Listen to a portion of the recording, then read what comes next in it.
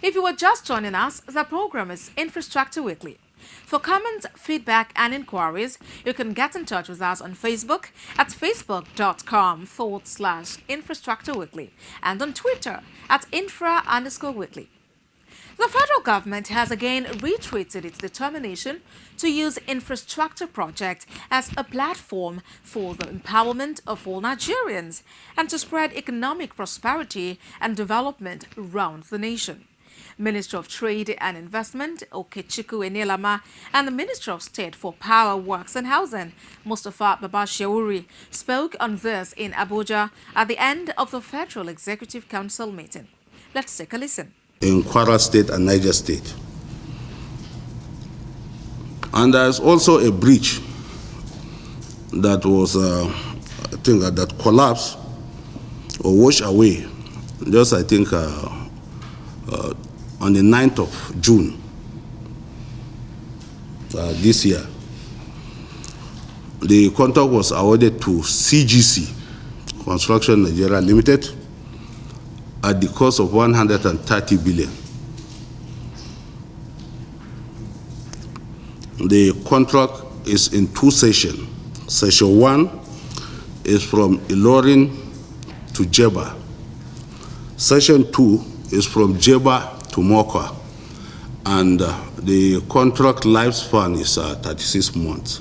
Reporting on history. There are reports that are leading indicators, which means that forward-looking. And of course, there are reports that generally capture like what you do, which is current, which is why the fourth estate is so important, because you're actually dealing with information that is current. So when you get reports from Brookings Institute, all these sort of people, you need to look at the context. I mean, somebody may have written a report when we're in recession. Remember that if you're in recession, what it means is that even though your population is growing, people don't stop procreating because there's recession.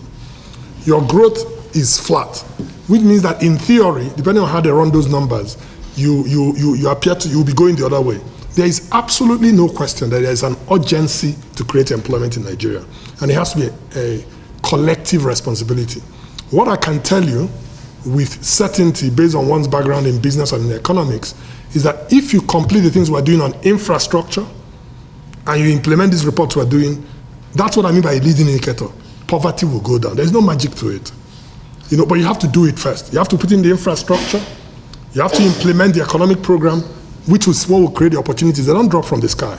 So I think we should roll up our sleeves as a people and do the work. Because if we don't do it, and our people continue to bear children, obviously they'll get poorer. So I don't think we should kid ourselves that poverty is something that just happens. I think it comes out of the need, the urgent need we have as a country, which is why we are focusing it as a government to make sure that we create the enabling environment, the infrastructure, and the things that are required to create opportunities for our people. And I believe that that will definitely happen in the process of time.